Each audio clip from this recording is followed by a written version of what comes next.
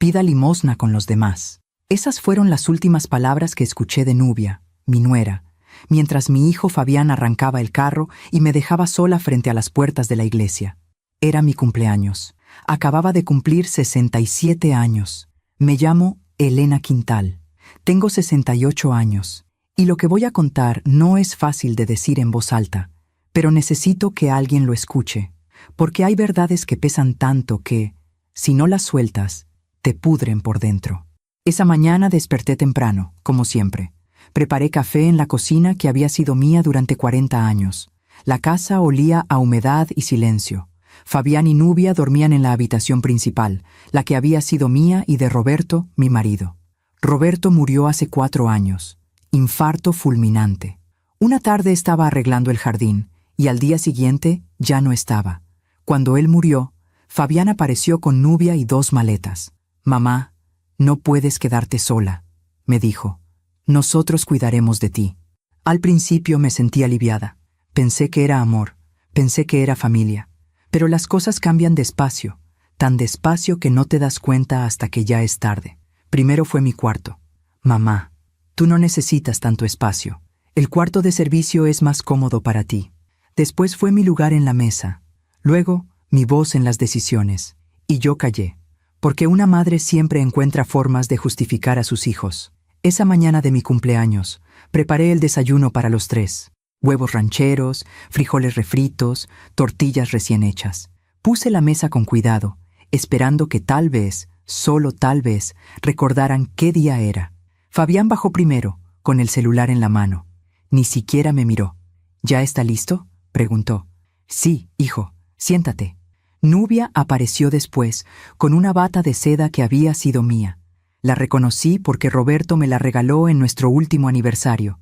Se sentaron. Comieron en silencio. Esperé a que dijeran algo. Cualquier cosa. Nada.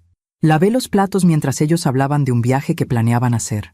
Sin ella, obviamente. Escuché que Nubia decía. Fabián rió. A media mañana, Fabián entró a la cocina con las llaves del carro en la mano. «Mamá, vamos a salir. Necesitamos que vengas con nosotros». Me cambié rápido. Pensé que tal vez me llevarían a algún lugar especial.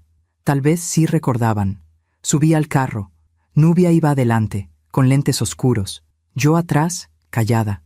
Atravesamos la ciudad. Vi las calles que conocía de memoria. El mercado donde compraba las verduras. La panadería donde Roberto me compraba pan dulce los domingos. Pero seguimos de largo. Fabián se detuvo frente a la iglesia de San Rafael. Una iglesia vieja, con escalones desgastados y puertas de madera pesada. «Bájate, mamá». «¿Aquí? ¿Por qué?» Nubia se volteó. Tenía esa sonrisa que siempre me hacía sentir pequeña. «Pida limosna con los demás», dijo. «Ya no podemos mantenerla más». Y antes de que pudiera responder, Fabián arrancó. Me quedé parada en la acera, con el vestido que había lavado esa mañana, con las manos vacías y el corazón roto. Había ancianos sentados en los escalones, algunos con latas, otros con cartones. Uno de ellos me miró y movió la cabeza. «Bienvenida», dijo. Y ahí entendí. Mi hijo me había abandonado, el día de mi cumpleaños. Para entender cómo llegué a esa acera, frente a una iglesia, con el corazón partido en 1000 pedazos, necesito llevarlos atrás en el tiempo. Necesito que conozcan a la Elena que fui, la Elena que reía, la Elena que amaba. Conocí a Roberto cuando tenía 22 años. Él tenía 25. Trabajaba en una ferretería del centro, y yo vendía flores en el mercado con mi madre. Un sábado llegó buscando un ramo para su mamá. Escogió claveles blancos. «¿Estos le gustarán?», me preguntó. «Depende», le dije. «¿Qué tipo de mujer es ella?». Se rió. Tenía una risa honesta, de esas que te hacen sentir que el mundo es un lugar seguro. «Es como tú», dijo, «de las que dicen la verdad». Nos casamos 8 meses después, en esa misma iglesia de San Rafael donde 45 años más tarde mi hijo me abandonaría. Qué ironía, ¿verdad? La vida tiene esas vueltas. Roberto no era rico, pero era bueno. Trabajaba duro, llegaba cansado, pero siempre con ganas de platicar conmigo. Nos sentábamos en el patio después de cenar, bajo el árbol de nísperos que él mismo plantó, y hablábamos de todo y de nada. «Algún día esta casa será tuya completa», me decía. «Y cuando yo no esté, Quiero que sepas que todo lo que construimos fue para ti, Elena. Para ti. Yo me reía. No digas eso. Vas a vivir 100 años. Pero él me agarraba la mano con fuerza. Prométeme que nunca dejarás que nadie te quite lo que es tuyo. Prométemelo. Yo se lo prometí. Pero no entendí por qué me lo pedía con tanta seriedad. No hasta mucho después. Fabián nació cuando yo tenía 27 años. Fue un parto largo, difícil. Roberto no se movió de mi lado. Cuando escuchamos el primer llanto de nuestro hijo, los dos lloramos. Lo logramos, me dijo Roberto. Ya somos 3. Fabián era un niño tranquilo, callado. No era de los que corrían por la casa o hacían desastres. Prefería quedarse en su cuarto, leyendo o dibujando. Roberto siempre decía que era demasiado serio para su edad. Ese niño piensa mucho, decía. Hay que enseñarle a sentir. Y lo intentamos. Lo llevamos a pasear, a la feria, al cine. Pero Fabián siempre parecía estar en otro lugar, como si nada de lo que hacíamos fuera suficiente. Cuando cumplió 15 años, empezó a pelearse con Roberto. Discutían por todo, por la escuela, por el dinero, por el futuro. Quiero estudiar en la capital, decía Fabián. Aquí no hay nada para mí. Aquí está tu familia, respondía Roberto. Eso es todo lo que necesitas. Pero Fabián no lo veía así. Se fue a los 18, con una beca que consiguió para estudiar administración. Llamaba poco, visitaba menos. Y cuando Roberto enfermó del corazón, años después, Fabián no vino a verlo, ni una sola vez. No tiene tiempo, Roberto, yo le decía para consolarlo. Está construyendo su vida. Pero Roberto me miraba con esos ojos cansados y decía, ese muchacho no está construyendo nada bueno, Elena. Ya lo verás. No quise creerle. Una madre nunca quiere creer que su hijo puede ser cruel. Los últimos años con Roberto fueron los más tranquilos. Ya no trabajaba. Pasábamos las tardes juntos. Él cuidaba su jardín y yo cocinaba sus platillos favoritos. Mole, pozole, tamales de rajas. Eres la mejor cocinera del mundo, me decía. Eres el mejor mentiroso, le respondía yo, y nos reíamos. Una tarde de noviembre, hace 4 años, Roberto estaba podando las plantas del patio. Yo preparaba agua de Jamaica en la cocina. Escuché un golpe seco. Salí corriendo. Estaba tirado junto al árbol de nísperos, con las manos en el pecho, los ojos abiertos, mirando el cielo. Roberto, por favor. Llamé a la ambulancia, llamé a Fabián, llamé a los vecinos, pero ya era tarde. Mi Roberto se fue así, sin avisar, sin despedirse. Me dejó sola en esa casa que habíamos construido juntos. Me dejó con el silencio y con las promesas que no pude cumplir. El funeral fue pequeño. Fabián llegó con Nubia. Era la primera vez que la conocía. Una mujer alta, delgada, con la mirada fría. No lloró, ni siquiera cuando bajaron el ataúd. Después del entierro, Fabián se acercó a mí. Mamá, necesitamos hablar. Fuimos a un café cerca del panteón. Nubia pidió un té. Fabián un café americano. Yo no pedí nada. No tenía hambre. No tenía ganas de nada. Mamá, no puedes quedarte sola en esa casa, dijo Fabián. Es muy grande, es peligroso para ti. Yo nací en esa casa, Fabián. Ahí está toda mi vida. Por eso mismo, necesitas compañía. Nubia y yo nos mudaremos contigo. Te cuidaremos. Miré a Nubia. Ella sonrió, pero era una sonrisa que no llegaba a los ojos. No es necesario, hijo. Yo puedo sola. Mamá, por favor, no me hagas rogar. Y ahí estaba otra vez. Esa culpa que las madres cargamos siempre. Esa voz que dice, si tu hijo te pide algo, tienes que dártelo. Está bien, dije, pero es temporal, solo hasta que yo me acostumbre. Fabián asintió. Nubia tomó un sorbo de su té. Claro, mamá, temporal. Pero yo debí saber que nada en esta vida es temporal. Que cuando abres la puerta de tu casa, a veces dejas entrar cosas que ya no puedes sacar. A veces confiamos demasiado en quien no debemos. ¿Tú también te has decepcionado de alguien que amabas? Cuéntame tu historia en los comentarios. Quiero leerte. Los primeros meses después de que Fabián y Nubia se mudaron a mi casa fueron extraños. No diría que fueron malos, pero tampoco fueron buenos. Era como vivir con extraños que conocían la distribución de los muebles. Llegaron un sábado de diciembre, 3 semanas después del funeral de Roberto. Traían cajas, maletas, bolsas de ropa. Nubia entró mirando todo con esos ojos que parecían estar calculando el valor de cada cosa. Es más pequeña de lo que pensaba, dijo. Me quedé callada. Esa casa tenía 120 metros cuadrados, 3 recámaras, 2 baños, un patio con el árbol de nísperos y el jardín que Roberto cuidó durante años. Para mí era un palacio. Para ella, al parecer, era una decepción. Fabián subió las cajas a la habitación de invitados. «Mamá, ¿te parece bien si nos quedamos aquí mientras encontramos algo definitivo?» «Claro, hijo, esta es tu casa». Pero Nubia frunció el ceño. «¿La habitación de invitados? Fabián, esa recámara es oscura y huele a humedad». «Es temporal, Nubia», dijo Fabián, pero su voz sonaba cansada. «No, tu mamá tiene la recámara principal, ella sola. Esa recámara tiene baño propio, tiene closet grande. No es justo». Me quedé helada. Esa era mi recámara.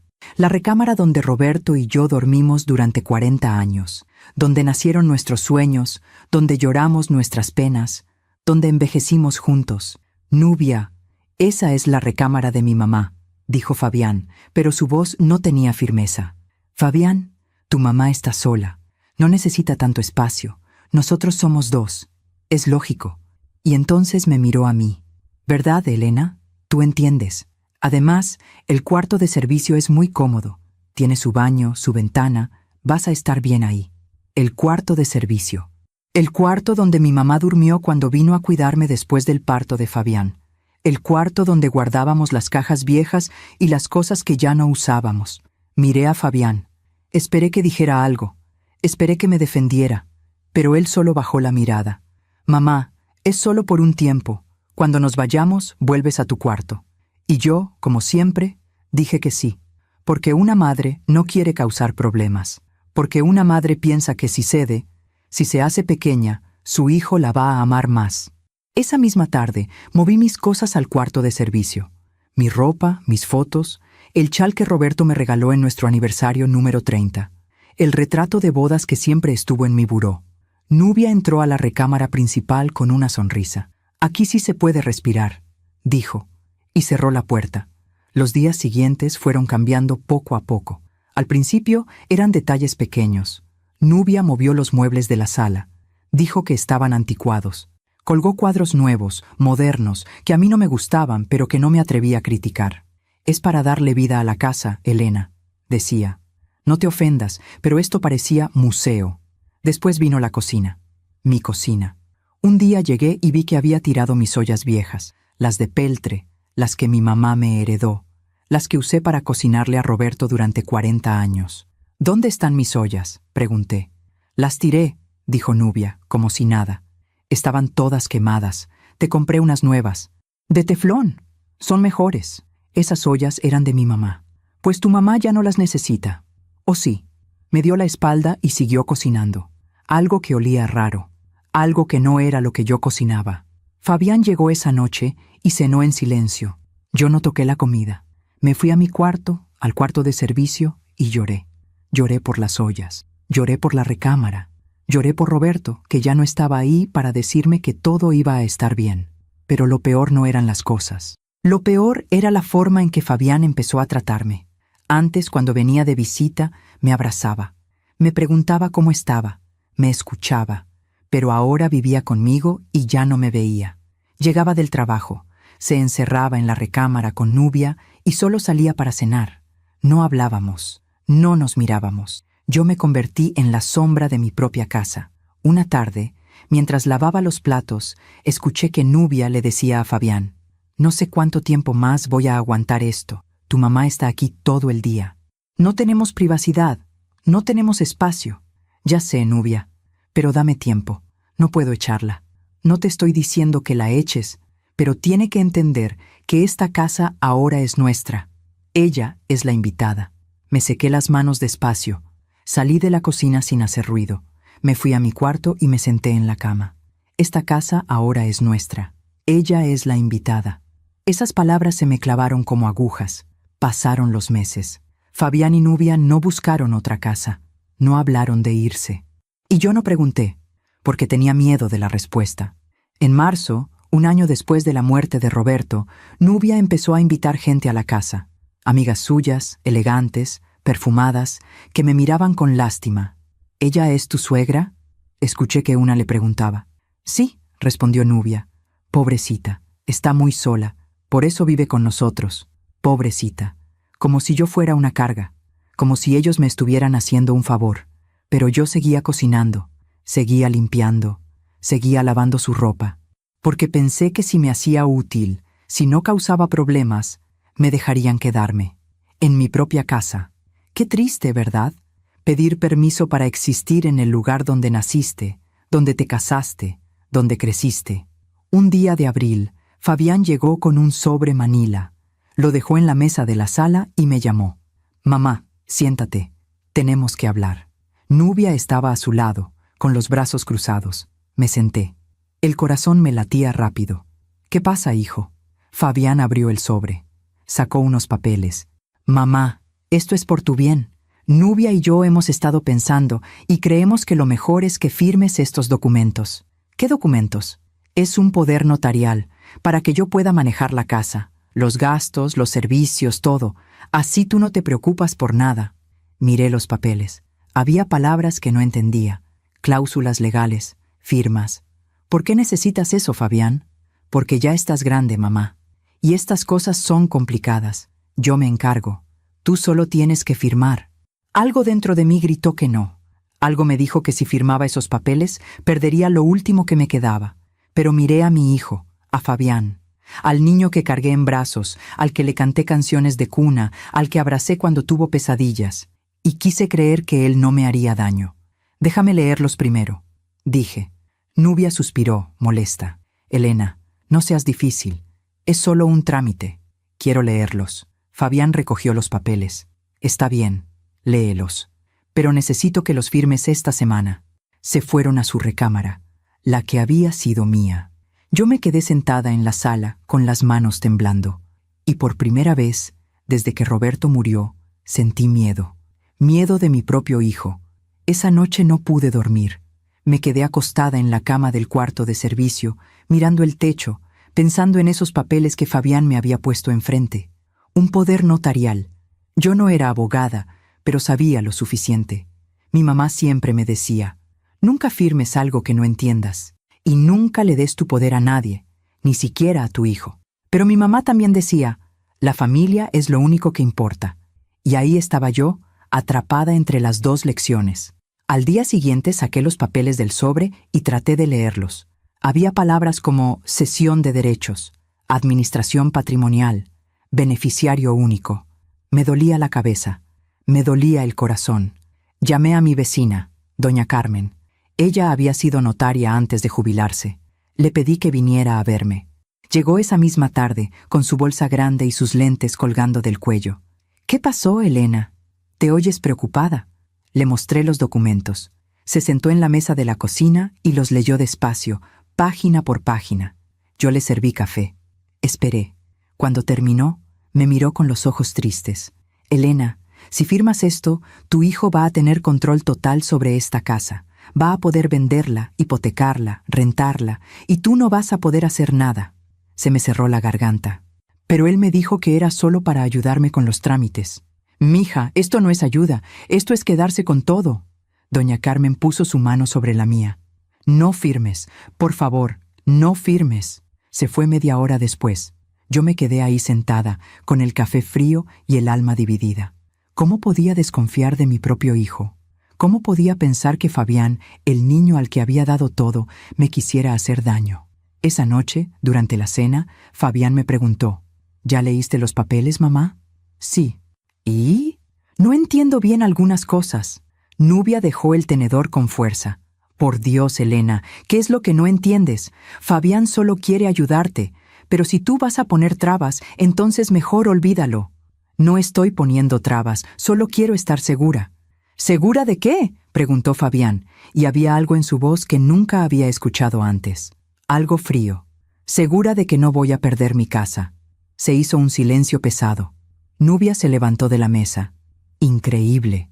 Después de todo lo que hemos hecho por ti, dejamos nuestra vida para venir a cuidarte, y así nos pagas, con desconfianza. Nubia, no es eso. Sí es eso, Elena, pero está bien. Nosotros sabemos lo que valemos. Se fue a la recámara. Fabián se quedó un momento mirándome. Mamá, me decepcionas. Y se fue también. Me quedé sola en la cocina, con el nudo en la garganta y las lágrimas quemándome los ojos. ¿Y saben qué fue lo peor? Que al día siguiente fui yo la que les pedí perdón. Toqué la puerta de la recámara. Nubia la abrió con cara de fastidio. ¿Qué quieres? Disculpa, Nubia. Disculpa, hijo. No quise ofenderlos. Yo voy a firmar.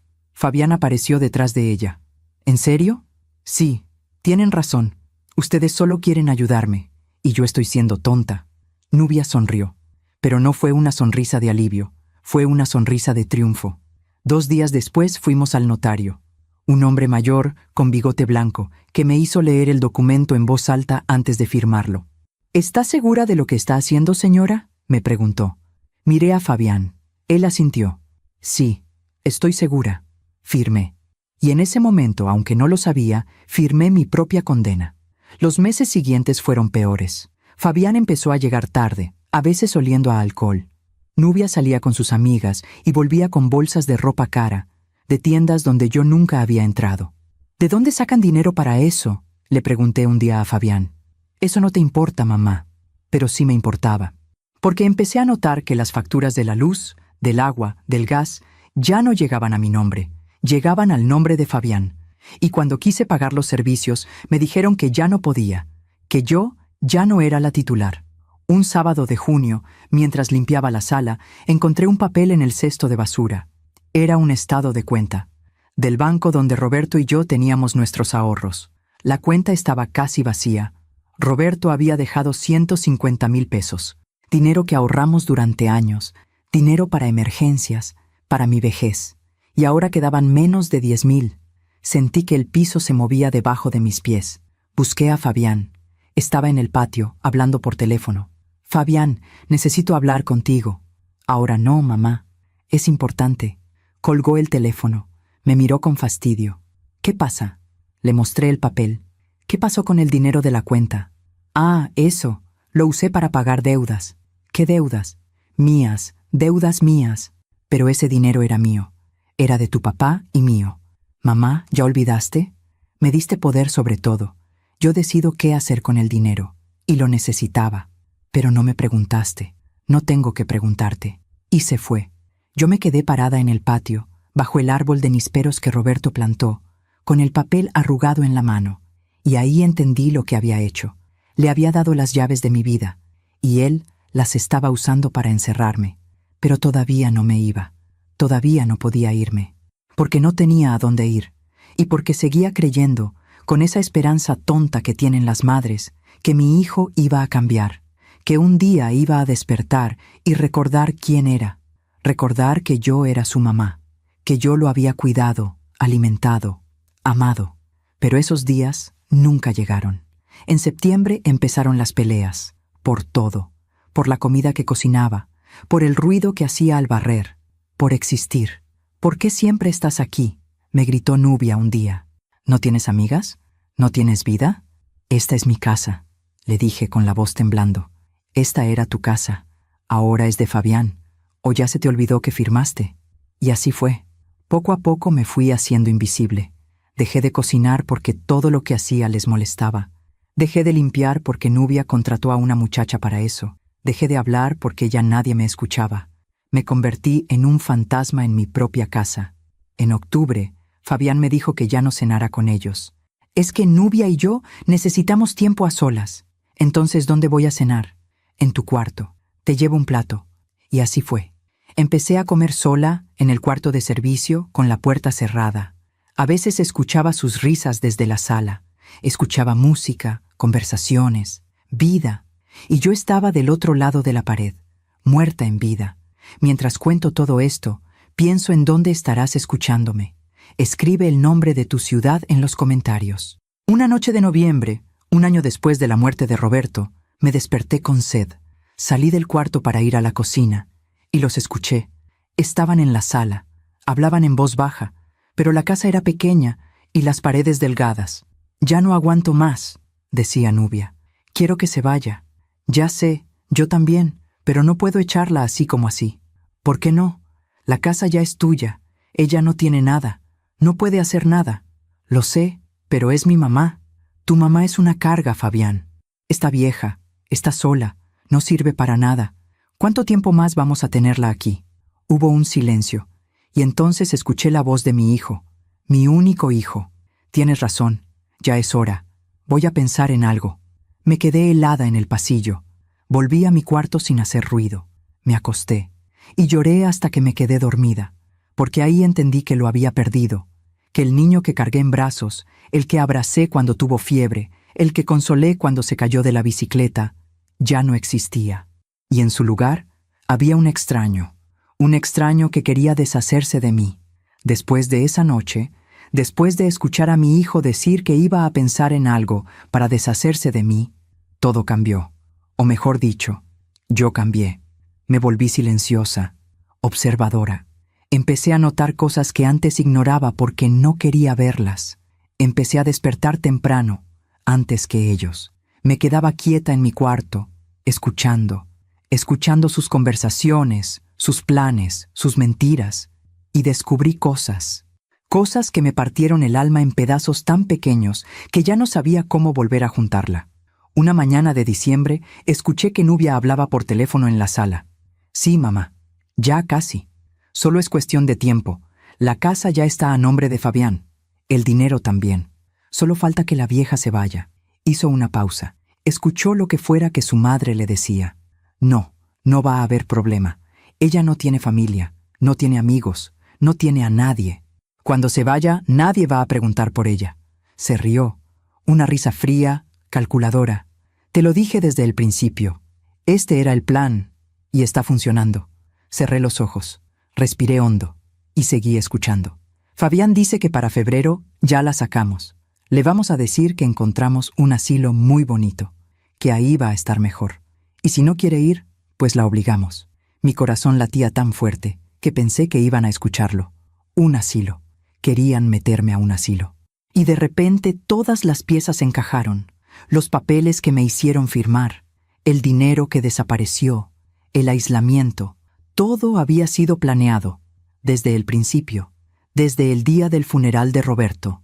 Esa misma tarde, mientras Fabián estaba en el trabajo y Nubia había salido con sus amigas, busqué entre los papeles que guardaban en el estudio que había sido de Roberto, donde él guardaba los documentos importantes, las escrituras de la casa, los recibos, todo. Ahora era la oficina de Fabián, y yo tenía prohibido entrar, pero entré. Abrí los cajones con manos temblorosas. Encontré facturas, recibos de tarjetas de crédito, estados de cuenta. Y entonces vi algo que me heló la sangre. Un folleto de un asilo llamado Jardines del Atardecer. Tenía fotos de ancianos sentados en sillas de ruedas, mirando la nada, cuartos pequeños, grises, sin vida. Y en el folleto, con la letra de Fabián, había una nota. Opción 1. Cuarto compartido. 3,000 pesos al mes. Mamá no se va a quejar. 3,000 pesos al mes. El cuarto más barato. El más triste. Y abajo, con otra letra, la de Nubia. Perfecto. Con lo que queda de su pensión alcanza. Y nosotros nos ahorramos sus gastos. Se me cayó el folleto de las manos. Así que ese era el plan. Meterme en el asilo más barato que pudieran encontrar. Pagar con mi propia pensión. Y quedarse con la casa, con el dinero, con todo. Y yo iba a terminar mis días en un cuarto compartido, oliendo a orines y desinfectante, esperando la muerte. Salí del estudio, cerré la puerta despacio, volví a mi cuarto, y por primera vez en meses sentí algo más fuerte que la tristeza. Sentí rabia, pero todavía no sabía qué hacer con ella. Los días siguientes los pasé como en una niebla. Seguía cocinando cuando me lo pedían, seguía limpiando, seguía siendo invisible, pero por dentro algo había cambiado. Por dentro empezaba a despertar. Una tarde, a finales de diciembre, llegó una carta. La vi en el buzón cuando salí a barrer el patio. Era del banco. La abrí con cuidado. Era un estado de cuenta. De una cuenta que no conocía. Una cuenta a nombre de Fabián. Y tenía 200,000 pesos. 200,000 pesos. ¿De dónde había sacado ese dinero? Revisé las transacciones. Había un depósito grande de 150,000 pesos, hecho en junio. el mes en que descubrí que nuestra cuenta estaba vacía, y después, depósitos más pequeños, transferencias, pagos, y entonces vi algo que me hizo temblar. Una transferencia de 50,000 pesos, con un concepto que decía: adelanto venta propiedad calle Nisperos 47. Calle Nisperos 47. Mi casa, mi casa. Habían vendido mi casa, o al menos habían recibido un adelanto, y yo no sabía nada. Doblé el papel, lo guardé, y esperé. Esa noche durante la cena, Fabián estaba de buen humor. Se sirvió vino, le sirvió a Nubia. Brindaron. ¿Por qué brindan?, pregunté. Porque las cosas van bien, mamá. Muy bien. ¿Qué cosas? Fabián y Nubia se miraron, sonrieron. Nubia y yo vamos a mudarnos pronto. Compramos un departamento en la ciudad, más grande, más moderno. Ah, dije, qué bueno. Sí. ¿Y tú? Tú vas a estar muy bien, mamá. Ya lo verás. No pregunté más, porque sabía que si preguntaba, iban a mentir. Preferí seguir investigando por mi cuenta. Al día siguiente, mientras ellos dormían, salí de la casa. Caminé hasta el centro. Fui al registro público. Quiero saber si una propiedad está en venta, le dije a la señorita que me atendió. ¿Dirección? Calle Nisperos 47. Buscó en su computadora. Tardó unos minutos. Sí, hay una operación en proceso. Escrituración pendiente. El propietario actual es el señor Fabián Quintal Mendoza. El comprador es una empresa inmobiliaria. Valor de venta: 400,000 pesos. 400,000 pesos. La casa que Roberto y yo compramos hace más de 40 años. La casa donde nació mi hijo. La casa donde envejecí. Valía 400,000 pesos, y mi hijo la estaba vendiendo. ¿Cuándo se firma la escritura?, pregunté, con la voz apenas audible. El 31 de enero. Menos de un mes. En menos de un mes iba a perder mi casa. Salí del registro público caminando como sonámbula. Las calles estaban llenas de gente comprando cosas para Año Nuevo. Luces, música, risas. Y yo sentía que me estaba muriendo por dentro. Volví a la casa. Fabián y Nubia no estaban. Habían salido. Me senté en el patio, bajo el árbol de Nisperos. Puse mi mano en el tronco. Roberto lo había plantado cuando nos mudamos. Era un árbol joven entonces, apenas un brote. Ahora era grande, fuerte, lleno de hojas. Roberto, susurré, ¿qué hago? ¿Qué hago? Y el viento movió las ramas, como si él me estuviera respondiendo. Pero yo no entendía. Todavía no entendía. Los últimos días de diciembre fueron extraños. Fabián y Nubia empezaron a empacar cosas. Cajas, ropa, muebles. ¿Ya se van?, pregunté. Pronto, mamá, muy pronto. ¿Y yo? Fabián me miró. Había algo en sus ojos que no pude descifrar. Tú también. Te vas a mudar a un lugar muy bonito. Ya lo vas a ver. El 24 de diciembre, Nochebuena, cenamos en silencio. Yo preparé pozole, tamales, ponche. Nadie me ayudó. Nadie me agradeció. Comieron rápido y se fueron a su cuarto. Yo me quedé sola en la cocina, limpiando los platos, mirando por la ventana. Afuera los vecinos tenían luces, familias reunidas, risas, y yo estaba sola, completamente sola. Esa noche, acostada en mi cuarto, pensé en Roberto. Pensé en todas las nochebuenas que pasamos juntos, en cómo él siempre brindaba conmigo, en cómo me abrazaba y me decía: «Gracias por esta vida, Elena, gracias por todo». Y lloré. Lloré hasta quedarme dormida. Cuando desperté, ya era 25 de diciembre, día de Navidad.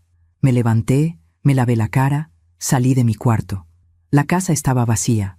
Fabián y Nubia se habían ido, sin avisar, sin despedirse. Sobre la mesa de la sala había una nota. La abrí con manos temblorosas. «Mamá, nos fuimos a pasar Navidad con la familia de Nubia. Volvemos en 2 días. Hay comida en el refrigerador. Cuídate, cuídate». Como si yo fuera una mascota, como si yo fuera nada. Me senté en el sillón de la sala, el mismo sillón donde Roberto y yo veíamos la televisión por las noches, y ahí, en ese momento, entendí algo. Entendí que ya no importaba cuánto los amara, ya no importaba cuánto me esforzara. Mi hijo no me quería, mi hijo solo quería lo que yo tenía, y cuando ya no tuviera nada más que quitarme, me iba a desechar, como se desecha la basura. Fabián y Nubia volvieron el 27 de diciembre por la tarde. Llegaron con bolsas de regalos, risas, oliendo a perfume caro y comida que no compartieron conmigo. Yo estaba en la cocina preparando la cena. Hacía frío. Enero estaba cerca y el invierno se sentía en los huesos. «Hola, mamá», dijo Fabián, dejando las bolsas en la sala. «¿Cómo estuvo tu Navidad?» Giré a verlo. Quise gritarle. Quise preguntarle cómo se atrevía a preguntarme eso después de dejarme sola. Pero solo dije: «Bien, tranquila». «Qué bueno», dijo, y se fue a su cuarto sin mirarme. Los días siguientes fueron tensos. Yo ya no hablaba, ya no preguntaba, solo observaba.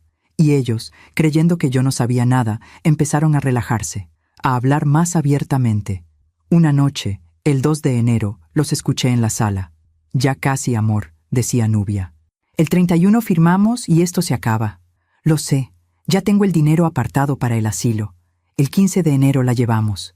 ¿Y si se niega? No puede negarse. No tiene a dónde ir, no tiene dinero, no tiene nada». Se rieron, y yo, del otro lado de la pared, sentí que algo dentro de mí se rompía definitivamente. Pero también sentí otra cosa, algo extraño, algo que no había sentido en meses: claridad. Por fin veía las cosas como eran, sin justificaciones, sin excusas. Mi hijo me había estado robando. Mi hijo me había estado mintiendo. Mi hijo planeaba deshacerse de mí como si yo fuera un estorbo. Y yo había dejado que pasara, porque amaba, porque confiaba, porque creía que la sangre era más fuerte que todo. Pero me equivoqué. El 10 de enero fue mi último intento. Esa mañana, después de que Fabián se fue a trabajar y Nubia salió a quién sabe dónde, me senté en su recámara, en la que había sido mía. Esperé a que volviera. Llegó a media tarde, cargando bolsas de ropa nueva. «Mamá, ¿qué haces aquí?» «Necesito hablar contigo, hijo». Suspiró. Dejó las bolsas en la cama. «¿De qué?» «De la casa, de lo que está pasando». Su cara cambió. Se puso tensa. «¿Qué está pasando?» «Sé que la vendiste, Fabián. Sé que el 31 firmas la escritura. Sé que me quieres meter a un asilo». Hubo un silencio largo. Fabián se sentó en la cama. No me miró. «¿Cómo te enteraste?» «Eso no importa. Lo que importa es que es mi casa. La casa que tu papá y yo compramos. La casa donde tú creciste». «Mamá, la casa ya es mía. Tú firmaste. ¿Ya lo olvidaste?» «Me engañaste. Me dijiste que era solo para ayudarme con los trámites. Y te ayudé. Vendí la casa porque es vieja, porque necesita arreglos, porque no vale la pena mantenerla. Con ese dinero puedo comprar algo mejor. ¿Y yo? ¿Dónde quedo yo en tus planes?» Por fin me miró, y lo que vi en sus ojos me dolió más que cualquier golpe. Indiferencia. «Mamá, ya estás grande. Ya no puedes vivir sola.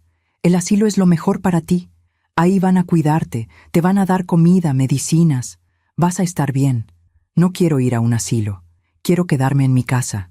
Esta ya no es tu casa». Esas palabras cayeron como piedras. «¿Cómo puedes decirme eso?», susurré. «Soy tu mamá, y yo soy tu hijo, y tengo derecho a hacer mi vida, a vivir bien, a no cargar contigo». «¿Cargar conmigo?». Se levantó, caminó hacia la ventana. «Mamá, toda mi vida me sacrifiqué. Cuidé de ti cuando papá murió. Te aguanté, te di casa, y ahora necesito que tú hagas tu parte. Necesito que te vayas». Me quedé callada, porque ya no había nada que decir.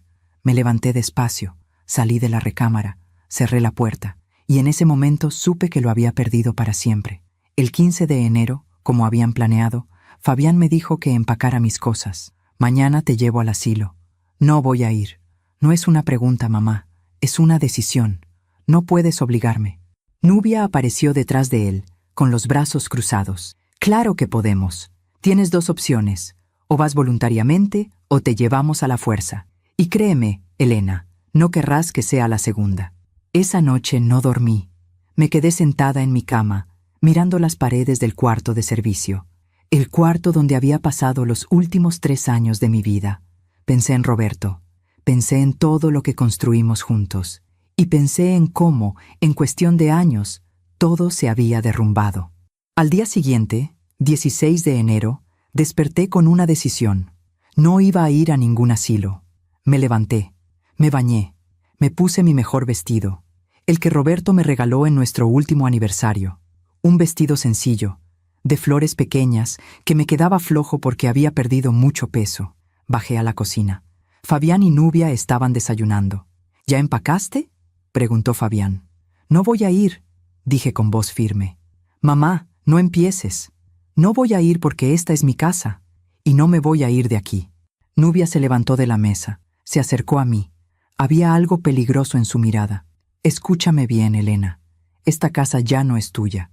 Tú no decides nada. Y si no te vas por las buenas, te vas por las malas. No me voy. Y entonces pasó algo que nunca olvidaré. Nubia me empujó. No fue fuerte, pero fue suficiente para que perdiera el equilibrio y me golpeara contra la mesa. Fabián no dijo nada, solo la miró. Y después me miró a mí. Mamá, por favor, no hagas esto más difícil. Me levanté. Me dolía la espalda, pero no dije nada. Está bien, dije. Me voy.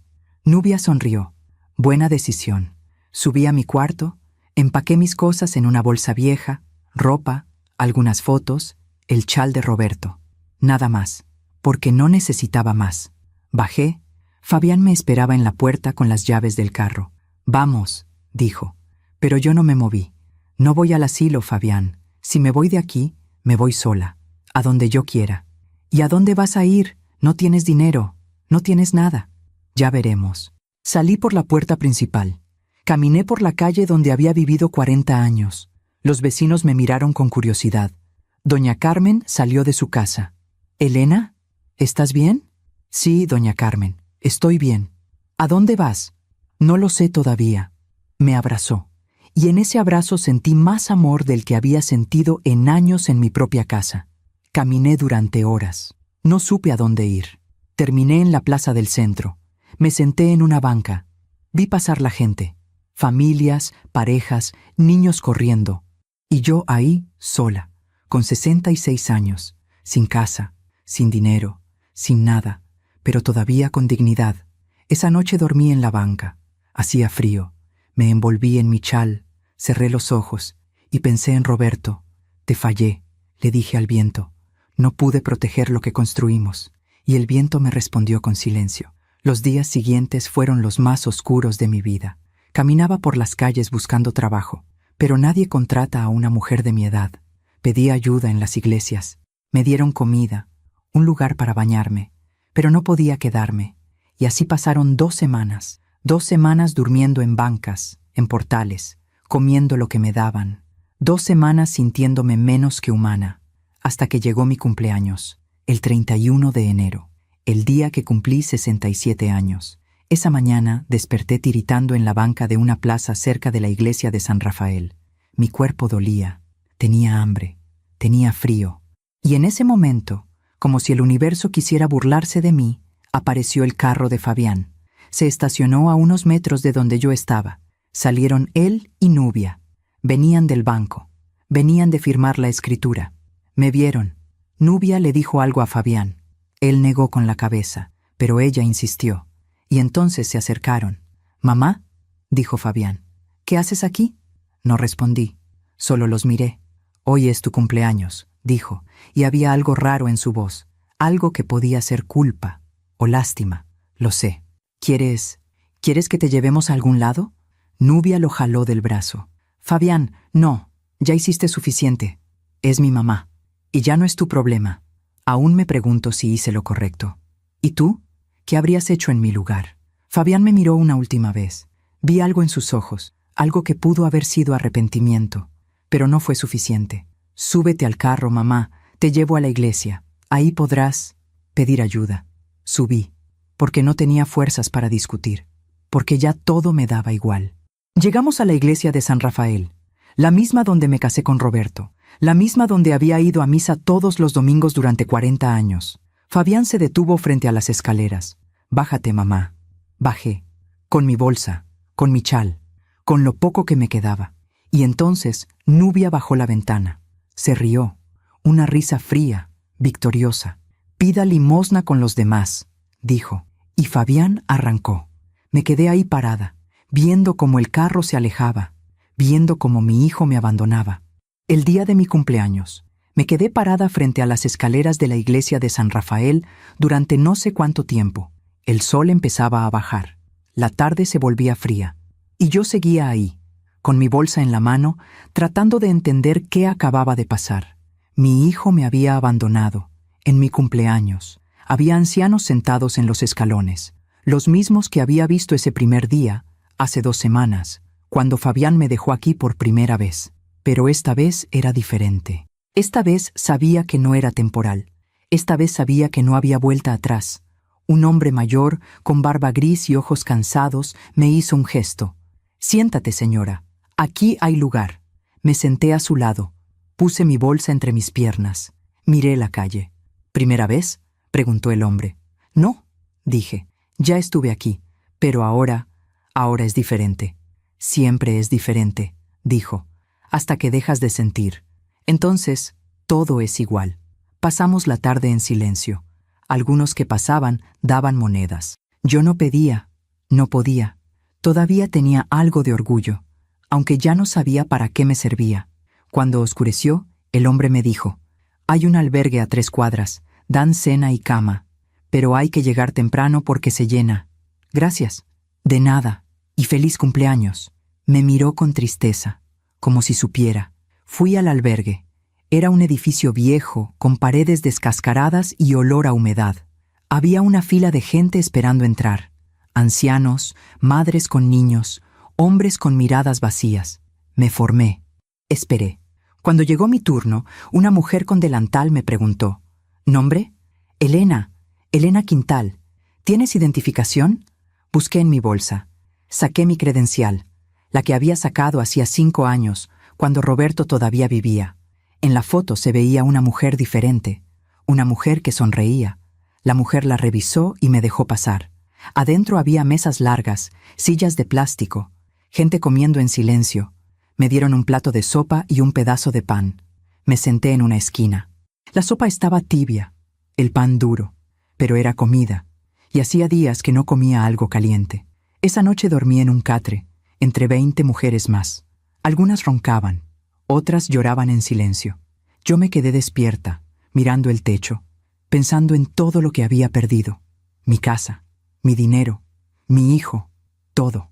Pero al día siguiente, 1 de febrero, algo cambió. Desperté con una certeza extraña, una claridad que no había sentido en meses. Ya no iba a seguir esperando que las cosas mejoraran. Ya no iba a seguir esperando que Fabián volviera por mí, que se arrepintiera, que me pidiera perdón. Eso no iba a pasar, y yo tenía que sobrevivir. Salí del albergue temprano. Caminé por el centro buscando trabajo, cualquier cosa. Limpiar, cocinar, lavar ropa. Pero en cada lugar me decían lo mismo. «Lo siento, señora, no contratamos personas mayores. Ya tenemos personal. Venga otro día». Mentiras amables, rechazos educados. Pasaron 3 días. 3 días en los que dormí en el albergue, comí lo que me daban y busqué trabajo sin encontrar nada. Hasta que el 4 de febrero, agotada y desesperada, terminé haciendo algo que nunca pensé que haría. Terminé en un basurero. Había escuchado a otras mujeres en el albergue hablar de eso, de cómo podías encontrar cosas útiles en la basura. Botellas de plástico, latas, cartón. Cosas que podías vender por unos pesos. Así que fui. Era un terreno grande, a las afueras de la ciudad. Montañas de basura, olor insoportable, moscas, perros callejeros, gente escarbando entre los desechos. Me quedé parada en la entrada mirando, y pensé: esto es lo que soy ahora. Una mujer de 67 años, buscando sobras en la basura. Pero entré, porque tenía hambre, porque necesitaba dinero, porque ya no me quedaba orgullo. Busqué entre las bolsas, encontré botellas, latas, un suéter que todavía servía. Los metí en mi bolsa. Había otras personas haciendo lo mismo. Algunos me miraban con lástima, otros con indiferencia. Y entonces escuché una voz detrás de mí. «¿Señora Elena?» Me volteé. Era un hombre joven, vestido con ropa sucia, con la cara marcada por el sol. «¿Cómo sabe mi nombre?», pregunté asustada. Yo trabajé con su esposo, hace años, en la ferretería del centro. Lo miré bien. No lo reconocía. «Roberto Quintal, ¿verdad? Él me ayudó mucho cuando mi papá estaba enfermo. Me consiguió trabajo, me prestó dinero. Era un buen hombre». Se me llenaron los ojos de lágrimas. Sí, era un buen hombre. ¿Qué hace usted aquí, señora? No supe qué responder. ¿Qué le iba a decir? ¿Que mi hijo me robó todo y me abandonó? Pasaron cosas, dije simplemente. El joven asintió. No preguntó más. Si necesita ayuda, señora, aquí todos nos cuidamos. Esto es duro, pero se puede sobrevivir. Me enseñó cómo separar la basura, qué era valioso, dónde venderlo. Y al final del día, con las botellas y latas que junté, gané 20 pesos. 20 pesos. Con eso compré un pan y una botella de agua. Y así pasó una semana. 7 días escarbando basura, durmiendo en el albergue, sobreviviendo. Me convertí en invisible, en una más de tantas mujeres mayores que la ciudad olvidó. Pero entonces, el 11 de febrero, algo pasó. Ese día llegué tarde al basurero. Ya no quedaba mucho que recoger. Estaba agachada, buscando entre una pila de bolsas rotas, cuando escuché pasos detrás de mí. Me volteé, y ahí estaba, un hombre, alto, con traje gris, corbata, zapatos brillantes, completamente fuera de lugar en ese basurero. Me miraba con atención, como si me estuviera buscando. «¿Señora Elena Quintal?», preguntó. Me quedé helada. ¿Cómo sabía mi nombre? ¿Quién era? «¿Quién pregunta?», dije, con voz temblorosa. El hombre sacó un sobre de su maletín. «Soy el licenciado Ernesto Mora, abogado. Llevo semanas buscándola». «¿Por qué?». «Porque su esposo, el señor Roberto Quintal, dejó un testamento, y usted es la beneficiaria». El corazón me dio un vuelco. «¿Un testamento?». «Sí, señora. Pero hay una condición que su esposo dejó muy clara». Me temblaban las piernas. El abogado me ofreció su mano. «¿Podemos hablar en otro lugar? Esto es importante». Miré a mi alrededor. Las montañas de basura, la gente escarbando, el olor, y ese hombre de traje ofreciéndome respuestas. «Sí», dije. «Podemos hablar». Salimos del basurero. Caminamos hasta una cafetería cercana. El abogado me compró un café y un sándwich. Yo no había comido algo así en semanas. Comí despacio mientras él me observaba con expresión seria. Cuando terminé, abrió su maletín. Sacó un folder con documentos.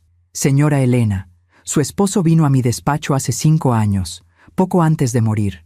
Me pidió que hiciera un testamento muy específico. ¿Por qué no me dijo nada? Porque él sabía algo que usted no quería ver. Sabía que su hijo no era de confiar». Esas palabras me dolieron, pero eran ciertas. En este testamento, el señor Roberto le deja todo a usted. La casa, el dinero que tenía guardado, todo, pero con una condición. ¿Qué condición? El abogado me miró fijamente. Que usted saque a su hijo y a su nuera de la casa, que los ponga en la calle, tal como ellos hicieron con usted. Me quedé sin aire. ¿Qué? Señora, su esposo lo escribió textualmente. Si mi hijo Fabián alguna vez intenta quitarle algo a Elena, si alguna vez la lastima, ella debe sacarlo de la casa. Sin piedad, sin culpa, porque él no merece nada de lo que construimos. Las lágrimas empezaron a caer. Pero Fabián vendió la casa, ya firmó, ya no es mía. El abogado sonrió. Y fue una sonrisa extraña, como de triunfo. Ahí está el detalle, señora. Esa venta es ilegal. ¿Cómo? Porque su hijo la hizo firmar un poder notarial con engaños, y porque el testamento de su esposo está registrado ante notario público. Tiene más peso legal que cualquier documento que su hijo haya falsificado. Sacó más papeles. Yo puedo anular esa venta. Puedo recuperar su casa. Puedo hacer que su hijo devuelva el dinero que les robó. Pero necesito su autorización. Me quedé callada, mirando esos papeles, mirando la cara del abogado. ¿Por qué hasta ahora?, pregunté. ¿Por qué no vino antes? Porque el testamento tiene una cláusula. Solo entra en vigor si su hijo comete un acto grave contra usted. Abandono, despojo, maltrato. Y yo necesitaba pruebas. ¿Pruebas? Sí, y las conseguí. Tengo testigos que vieron cómo la dejaron en la iglesia. Tengo los documentos de la venta fraudulenta. Tengo los estados de cuenta que muestran el robo. Tengo todo lo que necesito para ganar este caso. Se inclinó hacia adelante. Señora Elena, su esposo le dejó una herramienta para defenderse. ¿La va a usar? Miré por la ventana de la cafetería. Vi la calle. Vi la gente pasar. Gente con familia, con casas, con vidas normales. Y pensé en Fabián, en el niño que fue, en el hombre en el que se convirtió. Y pensé en Roberto, en todo lo que construimos, en todo lo que me pidió que protegiera. Miré al abogado. Sí, dije, voy a usarla. El licenciado Ernesto Mora abrió su maletín y sacó más documentos. Los puso sobre la mesa de la cafetería, uno por uno, con cuidado, como si cada papel fuera una pieza de un rompecabezas que estaba armando para mí. Señora Elena, antes de que tome cualquier decisión, necesito que entienda exactamente qué es lo que su esposo dejó. Me limpié las lágrimas con la manga del suéter que había encontrado en la basura. Asentí. Su esposo tenía 2 cuentas bancarias, una que usted conocía, donde guardaban los ahorros de la familia.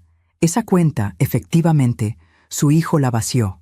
Sentí que me apretaban el pecho, pero había otra cuenta, una que el señor Roberto abrió hace 10 años, sin decirle a nadie, ni siquiera a usted. ¿Por qué?, pregunté. ¿Por qué me ocultaría eso? El abogado suspiró. Porque él sabía que usted era demasiado buena, demasiado confiada, y temía que, si algo le pasaba, su hijo se aprovecharía. Así que guardó dinero en secreto, como un seguro, como una red de protección para usted. Sacó un estado de cuenta. En esa cuenta hay 320,000 pesos, señora Elena, intocables, a su nombre, y su hijo no sabe que existen. Me quedé mirando los números. 320,000 pesos. Roberto me había cuidado, incluso después de muerto. Además, continuó el abogado, la casa que su hijo vendió por 400,000 pesos. Esa venta se puede anular, y cuando se anule, la casa vuelve a ser suya, porque el testamento de su esposo está registrado ante notario público desde el año 2018, 5 años antes de la muerte de don Roberto. Y en ese testamento dice claramente: la casa de calle Nisperos 47 es propiedad de Elena Quintal de por vida. Nadie puede venderla, hipotecarla, ni disponer de ella sin su consentimiento expreso. Si mi hijo Fabián intenta hacerlo, el testamento entra en vigor y él queda desheredado. Pero yo firmé esos papeles, dije. Yo le di el poder. Lo sé, pero lo hizo bajo engaño. Su hijo le mintió sobre el contenido de esos documentos, y tengo testigos que lo confirman. Doña Carmen, su vecina, vino a verme hace 3 semanas. Me contó todo. Me dijo que le advirtió a usted sobre esos papeles, que trató de ayudarla. Doña Carmen, mi vecina, mi amiga. ¿Ella lo buscó? Sí. Cuando vio que usted desapareció de la casa, empezó a preguntar, y descubrió lo que su hijo había hecho. Ella fue quien me dio su nombre, quien me dijo dónde buscarla. Por eso llevo semanas buscándola, señora Elena. Por eso vine hasta este lugar. Se me quebró la voz. No sabía que alguien se preocupaba por mí. Mucha gente la quiere, señora, más de la que usted cree. El abogado guardó silencio un momento, dejándome procesar todo. Luego continuó. Ahora, sobre la condición del testamento. Su esposo escribió esto: si Elena decide perdonar a nuestro hijo, es su decisión y la respeto. Pero si él la lastima, si la abandona, si intenta robarle, entonces ella tiene mi permiso y mi bendición para sacarlo de la casa, para recuperar lo que es suyo, para vivir sus últimos años en paz, sin culpa, sin miedo. ¿Él escribió eso? Palabra por palabra, y hay más. Escribió una carta, para usted. Me pidió que se la entregara si esto pasaba. Del folder sacó un sobre amarillento, cerrado, con mi nombre escrito con la letra de Roberto, para Elena. Solo si llegó el día que temí. Me temblaron las manos al recibirlo. ¿Puedo leerlo ahora? Claro, tómese su tiempo. Abrí el sobre con cuidado. Adentro había 2 páginas escritas a mano. La letra de Roberto. Esa letra que conocía tan bien, que había visto en listas de compras, en notas de amor, en recibos guardados. Empecé a leer. Mi querida Elena, si estás leyendo esto, significa que lo peor pasó. Significa que yo ya no estoy, y que nuestro hijo te hizo daño. Y no sabes cuánto me duele escribir esto, porque una parte de mí todavía quiere creer que me equivoco, que Fabián va a cambiar, que va a ser el hombre que yo quería que fuera. Pero en el fondo, yo siempre supe. Supe desde que era niño que había algo en él que no estaba bien, algo frío, algo calculador. Lo vi en sus ojos cuando le negábamos algo. Lo vi en la forma en que trataba a otros niños. Lo vi en la manera en que solo nos buscaba cuando necesitaba algo. Y traté de cambiarlo, Elena. Lo intenté. Pero tú sabes que hay cosas que no se pueden cambiar. Hay personas que nacen con el corazón cerrado, y no importa cuánto amor les des, nunca aprenden a darlo de vuelta. Te escribo esto porque te conozco. Sé que cuando yo no esté, vas a tratar de justificarlo. Vas a decir, es mi hijo, es mi sangre, tengo que perdonarlo. Vas a cargarte toda la culpa, como siempre haces. Pero escúchame bien, mi amor, tú no tienes la culpa de nada. Fuiste la mejor madre que alguien podría tener. Le diste todo. Y si él escogió ser egoísta, cruel, ingrato, esa es su decisión, no la tuya. Así que te doy permiso, Elena. Permiso para defenderte. Permiso para sacarlo de tu vida si te lastima. Permiso para vivir en paz. Yo guardé dinero para ti. Lo hice en secreto porque sabía que si tú lo sabías, ibas a querer compartirlo con él. Y él no se lo merece. Ese dinero es para ti, para que vivas sin miedo, para que compres tus medicinas, para que comas bien, para que viajes si quieres, para que seas feliz. Y la casa, nuestra casa, la casa donde envejecimos juntos, esa casa es tuya. No dejes que nadie te la quite. No dejes que te hagan sentir que no mereces tener un lugar en el mundo. Si Fabián te abandonó, si te robó, si te lastimó, entonces usa este testamento, sácalo, recupera lo que es tuyo y vive, Elena, vive sin culpa, porque yo te lo pido, porque te amo, porque después de 40 años juntos, lo único que quiero es que seas feliz. No llores por mí, mi amor. Yo ya tuve mi vida, y fue hermosa porque la viví contigo. Ahora te toca a ti. Sé fuerte, sé valiente, y recuerda que siempre, siempre voy a estar cuidándote. Tuyo por siempre, Roberto. Terminé de leer con la cara empapada de lágrimas. El papel temblaba en mis manos. El abogado me pasó una servilleta en silencio. Me limpié la cara. Respiré hondo. Y sentí algo que no había sentido en meses. Sentí que Roberto seguía a mi lado. ¿Qué tengo que hacer?, pregunté con voz firme. El licenciado Mora sonrió, pero fue una sonrisa triste. Primero, vamos a anular la venta de la casa. Voy a presentar una demanda por fraude y despojo, con el testamento, con los testimonios de doña Carmen y otros vecinos, y con los documentos que muestran el engaño, vamos a ganar. ¿Cuánto tiempo toma eso? 1 mes, tal vez 2, pero podemos pedir una suspensión inmediata. Eso significa que su hijo no puede vender, no puede escriturar, no puede hacer nada con la casa hasta que termine el juicio. ¿Y él lo va a saber? ¿Va a saber que yo lo demandé? Sí, va a recibir una notificación. Me quedé callada. Pensé en Fabián, en la cara que pondría cuando supiera, en la rabia, en el odio. Pero también pensé en Roberto, en todo lo que construimos, en todo lo que me pidió que protegiera. Hágalo, dije. Haga todo lo que tenga que hacer. Hay otra cosa, señora. Cuando ganemos, y vamos a ganar, usted va a tener que decidir qué hacer con su hijo. El testamento dice que debe sacarlo de la casa. ¿Está preparada para eso? Cerré los ojos. Vi a Fabián de niño. Lo vi aprendiendo a caminar, diciendo sus primeras palabras, abrazándome. Pero también lo vi dejándome en esa iglesia. Lo vi contando el dinero que me robó. Lo vi riendo con Nubia mientras planeaban deshacerse de mí. Abrí los ojos. Sí, dije. Estoy preparada. El abogado asintió. Muy bien, entonces empezamos mañana. Pero antes, necesito que venga conmigo. ¿A dónde? A un lugar seguro. No puede seguir durmiendo en el albergue. No puede seguir así. Tengo una casa pequeña que rento. Está vacía. Puede quedarse ahí mientras resolvemos todo esto, sin costo. No puedo aceptar eso. No es caridad, señora Elena. Es justicia. Y además, su esposo me pagó muy bien para cuidar de usted si esto pasaba. Esto es parte de mi trabajo. Me levanté de la mesa. Sentía las piernas débiles, pero había algo nuevo en mi pecho. Esperanza. Licenciado Mora, ¿por qué hace esto? ¿Por qué le importa tanto? El abogado guardó los documentos en su maletín. Porque hace 20 años, cuando yo estaba empezando, cuando no tenía dinero ni clientes, su esposo me prestó 5,000 pesos para pagar la renta de mi oficina. Y me dijo, no me pagues ahora, págame ayudando a alguien más cuando puedas. Se le humedecieron los ojos. Don Roberto me salvó, y yo le prometí que si algún día necesitaba algo, iba a estar ahí. Él ya no está, pero usted sí, Y es mi forma de pagarle. Salimos de la cafetería. El sol empezaba a bajar. Febrero es un mes extraño en esta ciudad. Los días son fríos, pero las tardes tienen luz dorada. Caminamos hasta un carro viejo estacionado en la esquina.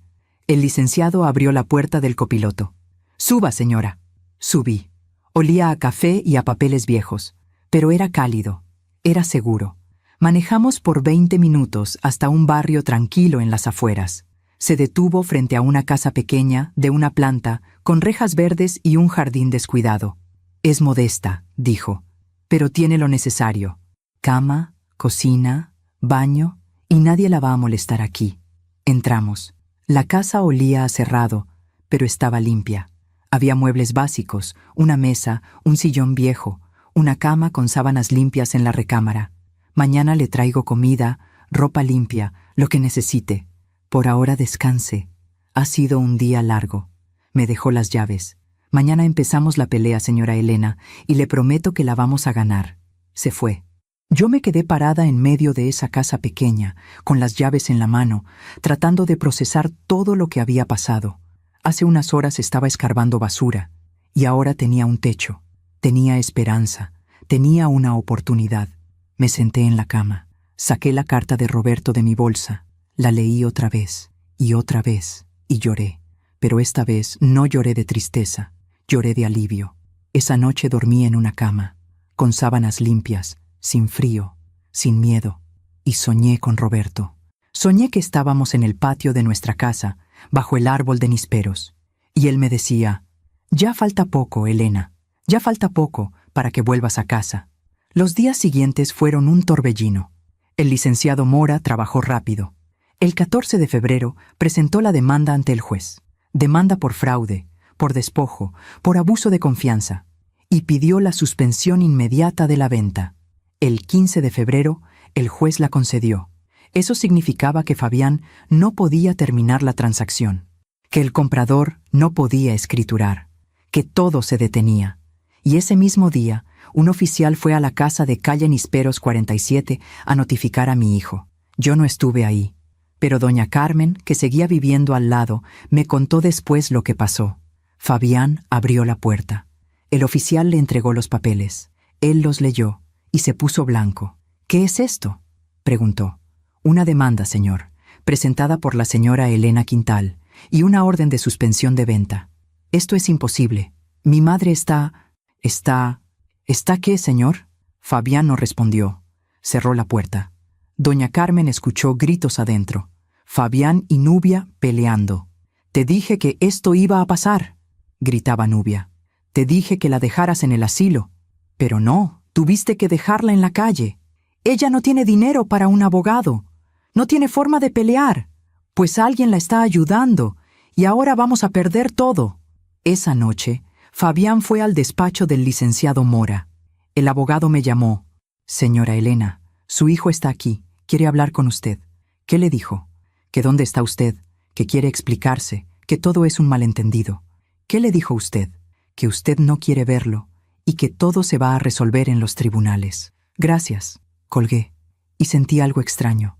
Sentí paz, porque por primera vez en mi vida no estaba tratando de arreglar las cosas, no estaba tratando de entender a mi hijo, no estaba cargando su culpa. Estaba dejando que la justicia hiciera su trabajo.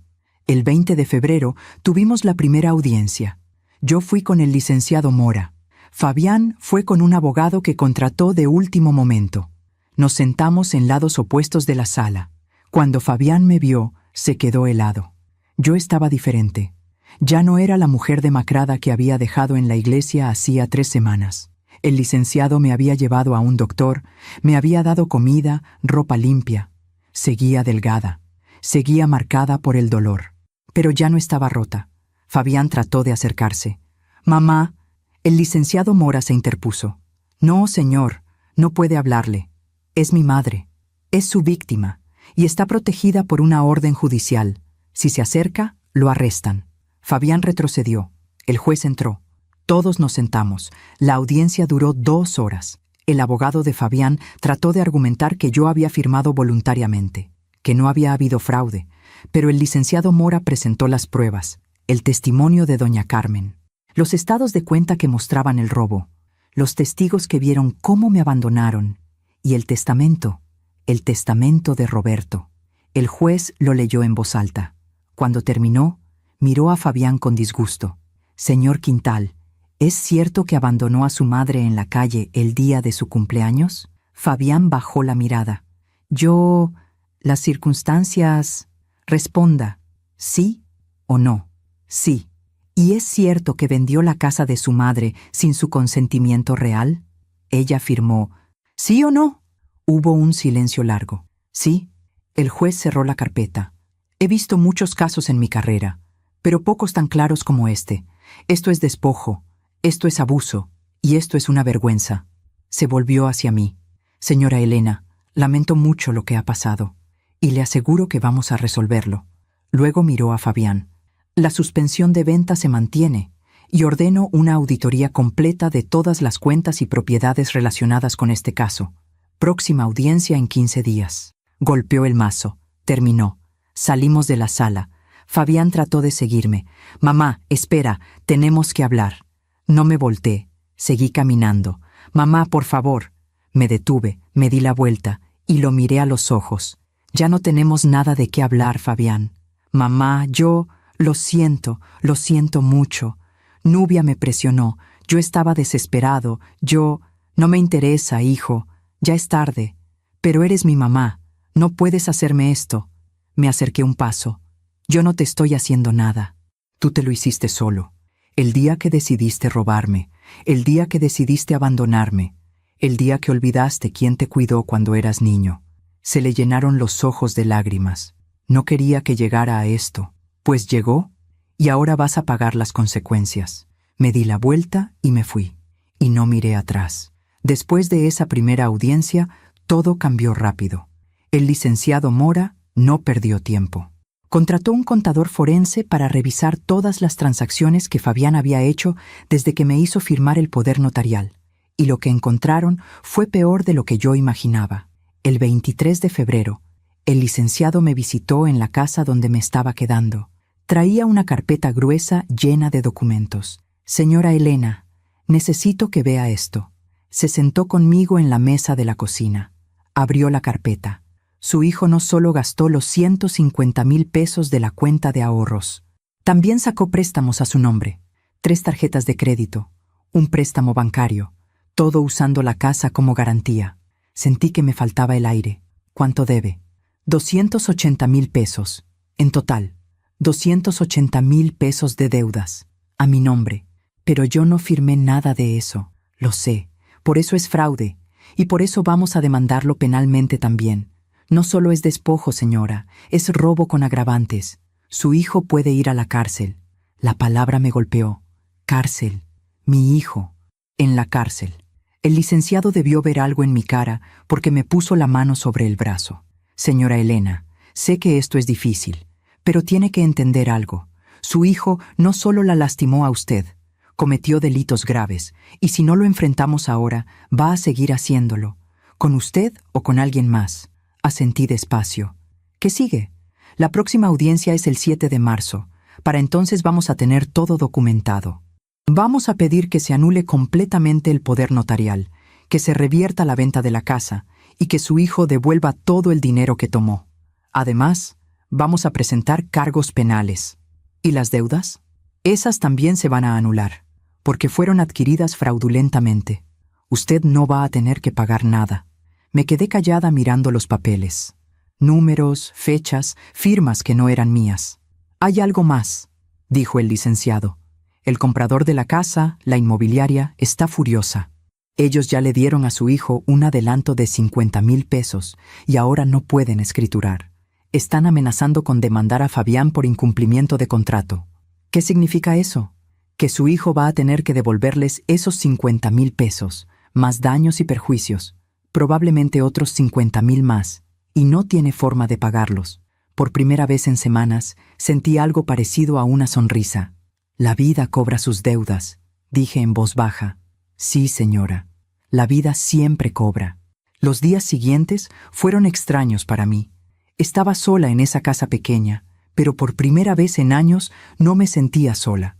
Doña Carmen venía a visitarme casi todos los días. Me traía comida, me contaba chismes del barrio, me hacía compañía. «Te extrañamos, Elena», me decía. «La calle no es la misma sin ti». «Pronto voy a volver», le decía yo. «Pronto». Otras vecinas también vinieron. La señora Martínez, que vivía 3 casas más allá. Don Arturo, el del colmado. Gente que conocía de toda la vida, que me vio crecer, que compartió tardes de café con Roberto y conmigo. «No sabíamos lo que te estaba pasando», me dijo la señora Martínez. «Si hubiéramos sabido...». «Ya pasó», le dije. «Ya pasó». Pero lo más extraño fue descubrir que durante todo el tiempo que estuve en la calle, que dormí en bancas y busqué comida en la basura, había gente que me buscaba. Doña Carmen me contó que ella fue a la policía 3 veces, pero me dijeron que no podían hacer nada. Que si no había denuncia, si no había delito visible, ellos no podían actuar. «Tú hiciste lo que pudiste», le dije. «No fue suficiente. Debí buscarte más. Debí hacer más ruido. Me encontraste. Eso es lo que importa». El 1 de marzo recibí una llamada del licenciado Mora. «Señora Elena, tengo noticias. Buenas o malas. Depende de cómo lo vea. Fabián quiere negociar». «¿Negociar qué?» «Quiere que retire la demanda. Dice que está dispuesto a devolverle la casa, a devolverle el dinero, todo. Pero sin cargos penales, no quiere ir a la cárcel». Me quedé callada. «¿Qué le dijo usted?» «Que tenía que consultarlo con usted. Es su decisión. ¿Usted qué opina?» «Opino que su hijo merece ir a la cárcel, pero también entiendo que es su hijo y que tal vez usted quiera darle una última oportunidad». Pensé en Fabián. Pensé en todas las oportunidades que ya le había dado, todas las veces que lo perdoné, todas las veces que lo justifiqué. ¿Él tiene el dinero para devolverme? No todo. Tiene que vender el departamento que compró, y aún así no le va a alcanzar para pagar las deudas con la inmobiliaria. Va a quedar en cero, o peor. «Bien», dije, «entonces no hay trato». «¿Está segura?» «Completamente. Que enfrente las consecuencias, como yo las enfrenté». El licenciado guardó silencio un momento. «Entiendo. Voy a rechazar la oferta». «Licenciado, ¿cree que soy mala madre?» «No, señora. Creo que es una mujer valiente y que está haciendo lo correcto».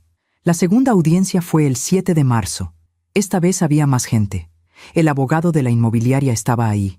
Un representante del banco que había dado los préstamos. Doña Carmen como testigo. El contador forense. Y Fabián, con Nubia.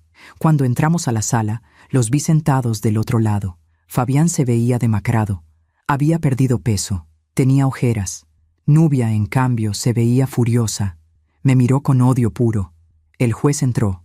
Todos nos pusimos de pie. Esta vez la audiencia fue más larga. El licenciado Mora presentó todas las pruebas, los préstamos fraudulentos, las tarjetas de crédito, los retiros no autorizados. El abogado de Fabián trató de defenderse. Dijo que su cliente había actuado de buena fe, que pensaba que estaba ayudando a su madre, que todo había sido un malentendido. Pero las pruebas eran claras. El juez escuchó todo. Cuando terminaron las presentaciones, se quitó los lentes y miró a Fabián. «Señor Quintal, ¿tiene algo que decir en su defensa?» Fabián se levantó. Se veía nervioso. «Señor juez, yo sé que cometí errores, pero nunca quise lastimar a mi mamá. Yo solo estaba desesperado, tenía deudas, necesitaba dinero, y pensó que podía robarle a su madre, que podía abandonarla en la calle. No fue así. ¿No? Entonces explíqueme cómo fue». Fabián bajó la mirada. «Yo no puedo». El juez negó con la cabeza. «He visto muchos casos en mi vida, señor Quintal, pero pocos me dan tanta vergüenza como este. Usted no solo robó, no solo cometió fraude, abandonó a una mujer de 67 años en la calle, a su propia madre, el día de su cumpleaños. Se volvió hacia mí. «Señora Elena, ¿qué es lo que usted quiere?» Me puse de pie. Sentí que todas las miradas estaban sobre mí. «Quiero mi casa de vuelta. Quiero que mi hijo salga de ella. Y quiero que enfrente las consecuencias de lo que hizo». «¿Quiere que vaya a la cárcel?» Me quedé callada un momento. Pensé en el niño que fue, en el bebé que cargué, en todas las noches que me desvelé cuidándolo cuando tenía fiebre. Pero también pensé en la mujer que me miró con desprecio, en el hombre que arrancó el carro y me dejó sola, en la risa de Nubia diciendo, «Pida limosna con los demás». «Sí», dije con voz firme, «quiero que pague por lo que hizo». El juez asintió. «Muy bien. Mi resolución es la siguiente. Primero, se anula completamente el poder notarial firmado por la señora Elena Quintal. Se declara nulo por haber sido obtenido mediante engaño. Segundo, se anula la venta de la propiedad ubicada en calle Nisperos 47. Dicha propiedad vuelve a ser propiedad exclusiva de la señora Elena Quintal. Tercero, el señor Fabián Quintal debe desalojar inmediatamente dicha propiedad. Tiene 72 horas para retirar sus pertenencias. Cuarto, el señor Fabián Quintal debe devolver la suma de 150,000 pesos que tomó de la cuenta de ahorros de su madre. Quinto, se anulan todas las deudas adquiridas fraudulentamente a nombre de la señora Elena. Y sexto, hizo una pausa. Se remite el caso al Ministerio Público para que se investigue el delito de fraude con agravantes. El señor Quintal queda bajo arraigo domiciliario hasta que se resuelva el proceso penal. Golpeó el mazo. Se levanta la sesión. Fabián se quedó pálido. Nubia explotó. «Esto es injusto. Ella lo está destruyendo. Es su madre. ¿Cómo puede hacerle esto?» El juez la miró con dureza. «Señora, le sugiero que se calle. Usted fue cómplice de todo esto. Y si no quiere terminar con cargos también, le conviene mantenerse al margen». Nubia cerró la boca, pero la rabia en sus ojos no se apagó. Salimos de la sala. Esta vez fue diferente. Esta vez yo no huí. Esta vez me quedé afuera esperando a que ellos salieran. Cuando Fabián apareció, me vio y se detuvo. «Mamá, tienes 72 horas para salir de mi casa, Fabián. ¿A dónde vamos a ir? No tenemos dinero, no tenemos nada. Yo tampoco tenía nada cuando me dejaste en esa iglesia y sobreviví. Pero yo soy tu hijo, y yo era tu madre, pero eso no te importó». Nubia se acercó. Tenía la cara roja de rabia. «Eres una víbora, Elena, una víbora ingrata. Nosotros te dimos casa, te dimos comida. Me robaron mi casa, me robaron mi dinero, me robaron mi dignidad. Eso fue lo que me dieron. Te hubieras muerto en la calle si no fuera por nosotros. Me dejaron en la calle. ¿Ya se te olvidó?». Nubia levantó la mano como si fuera a golpearme. El licenciado Mora se interpuso inmediatamente. «Ni lo piense, señora. Hay policías aquí, y si la toca, la arresto yo mismo». Nubia bajó la mano, pero me miró con un odio que me heló la sangre. «Esto no se queda así», dijo en voz baja. «Vas a pagar por esto». «Ya pagué suficiente», le dije. «Ahora les toca a ustedes». Me di la vuelta y me fui. El 9 de marzo, el licenciado Mora me llevó de regreso a mi casa. 72 horas habían pasado. Fabián y Nubia tenían que haberse ido. Cuando llegamos, vi que el carro de Fabián ya no estaba. La casa se veía vacía, silenciosa. El licenciado abrió la puerta con las llaves que el juez nos había dado. Entramos. La casa estaba destrozada. Habían sacado todo lo que pudieron. Muebles, electrodomésticos, cuadros. Habían dejado las paredes vacías, con los huecos donde estaban colgadas las cosas. La cocina estaba vacía. El refrigerador se lo llevaron. La estufa. Todo. En la sala solo quedaba el sillón viejo donde Roberto y yo nos sentábamos, el que Nubia había dicho que estaba feo. Caminé por la casa en silencio. Cada cuarto me traía memorias, pero también me traía dolor. En la recámara principal, la que había sido mía, encontré algo. Un mensaje, escrito con marcador rojo en la pared. «Espero que seas feliz, mamá. Sola, como siempre quisiste». La letra de Fabián. Me quedé mirando esas palabras y sentí algo, pero no fue tristeza, no fue culpa, fue alivio, porque ahí, en ese mensaje lleno de rabia, vi la verdad. Mi hijo nunca me amó, y yo había pasado toda mi vida tratando de ganármelo, pero ya no más. «¿Quiere que lo borremos?», preguntó el licenciado. «No», dije, «déjelo. Es un recordatorio». «¿De qué?». «De lo que no debo olvidar». Salimos al patio. El árbol de níspero seguía ahí, fuerte, verde, lleno de vida. Me senté bajo su sombra, puse mi mano en el tronco. «Roberto», susurré, «ya volví a casa». Y el viento movió las hojas, como si él me estuviera respondiendo. Los días siguientes fueron de reconstrucción. Doña Carmen y otras vecinas vinieron a ayudarme. Me trajeron ollas, platos, una cama vieja que tenían guardada. Poco a poco, la casa empezó a llenarse otra vez, no con cosas caras, sino con cosas que importaban. El 15 de marzo recibí una llamada del licenciado Mora. «Señora Elena, tengo noticias. Fabián fue arrestado». El corazón me dio un vuelco. ¿Qué pasó? Violó el arraigo domiciliario. Intentó salir del país con dinero que no era suyo. Lo detuvieron en el aeropuerto. ¿Y ahora? Ahora va a enfrentar juicio y probablemente va a pasar varios años en la cárcel. Me quedé callada. ¿Está bien, señora? Sí, estoy bien. Hay algo más. La inmobiliaria ganó su demanda contra Fabián. Él les debe 100,000 pesos y como no puede pagar, van a embargar todo lo que tenga. ¿Incluyendo el departamento que compró? Sí, Nubia ya no tiene dónde vivir. Escuché que se fue con su familia a otro estado. Así que así terminó. Mi hijo en la cárcel, su esposa huyendo. Todo lo que robaron, perdido. La vida siempre cobra sus deudas. El 20 de marzo, un mes después de que el juez dictara sentencia, tuve una visita inesperada. Era Fabián. Estaba con un oficial. Tenía esposas en las manos. Se veía más delgado, más viejo, como si en un mes hubiera envejecido 10 años. «Señora», dijo el oficial, «el señor Quintal pidió permiso para visitarla, para hablar con usted. ¿Acepta?» Miré a mi hijo. Ese hombre que una vez fue un niño en mis brazos. «Sí», dije, «acepto». Entraron a la casa. El oficial se quedó en la puerta. Fabián se sentó en el sillón. Yo me senté frente a él.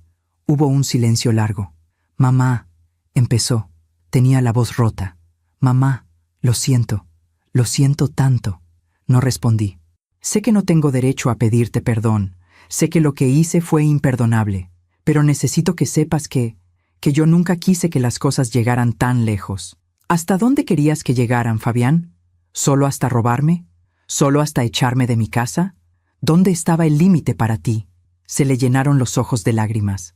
No lo sé, mamá. Estaba cegado. Estaba desesperado, Nubia me presionaba, las deudas me ahogaban, y yo perdí el rumbo. Perdiste más que el rumbo. Perdiste tu humanidad. Lo sé, y voy a pagar por eso. Voy a pasar años en la cárcel. Voy a perder todo. Pero antes de que eso pase, necesito que sepas algo. ¿Qué? Que tú fuiste la mejor madre que alguien podría tener. Que todo lo que soy de malo no es culpa tuya. Es culpa mía. Solo mía. Se quebró. Lloró. Lloró como no lo había visto llorar desde que era niño. Y yo me quedé ahí, mirándolo. Parte de mí quería abrazarlo. Parte de mí quería consolarlo. Pero otra parte, la parte que había aprendido a sobrevivir, la parte que había dormido en la calle y buscado comida en la basura, esa parte no podía. «Fabián», dije con voz suave pero firme, «yo te perdono, no porque te lo merezcas, sino porque yo necesito paz, necesito soltar esta rabia antes de que me consuma. ¿De verdad me perdonas?» «Sí, pero eso no significa que vaya a olvidar. No significa que vayamos a volver a ser lo que fuimos, porque lo que fuimos ya murió». «El día que me dejaste en esa iglesia», asintió, entendió. «¿Vas a venir a visitarme? ¿A la cárcel?» «No», dije, «no voy a ir». «¿Por qué?» «Porque tú necesitas enfrentar esto solo, como yo lo enfrenté, sin nadie que te rescate, sin nadie que te justifique. Solo así vas a aprender». Se levantó. El oficial se acercó. Fabián me miró una última vez. «Te amo, mamá. Y yo te amé, hijo, más de lo que tú jamás podrás entender». Se lo llevaron, y yo me quedé sola en mi casa recuperada, en mi casa llena de cicatrices pero también de esperanza. Salí al patio, me senté bajo el árbol de nísperos, y por primera vez en años sentí paz. Han pasado 10 meses desde aquel día en que volví a mi casa. 10 meses desde que recuperé lo que era mío. 10 meses desde que cerré la puerta del pasado y empecé a construir algo nuevo. Hoy es enero de 2025. Acabo de cumplir 68 años, y esta vez fue diferente. Esta vez desperté en mi propia cama, en mi propia casa, bajo el techo que Roberto y yo construimos juntos. Esta vez no hubo abandono, no hubo traición, no hubo lágrimas de dolor, hubo paz. Doña Carmen vino temprano con pan dulce y chocolate caliente. La señora Martínez trajo flores de su jardín. Don Arturo del colmado me regaló una piñata pequeña, aunque le dije que ya estaba grande para esas cosas. Nunca se está grande para celebrar la vida, me dijo. Y tenía razón. Por la tarde vinieron más vecinos, gente que me conoce desde hace 40 años, gente que me vio caer y me ayudó a levantarme. Comimos pozole, tamales, pastel, cantamos, reímos, y yo lloré. Pero esta vez fueron lágrimas buenas, lágrimas de gratitud, porque aprendí algo en estos meses. Aprendí que la familia no siempre es la sangre.